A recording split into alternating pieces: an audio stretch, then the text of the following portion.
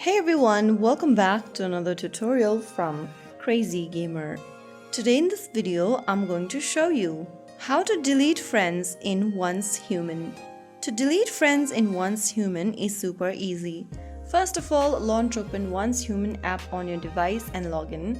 Once you're inside the open world game, go ahead and tap on the star icon at the top right corner, this one over here, and this will open up this expanded menu. Click on Friend from the list.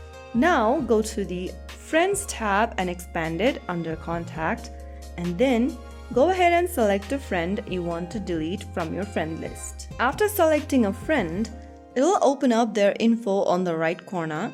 To delete the friend from your friend list, click on Delete.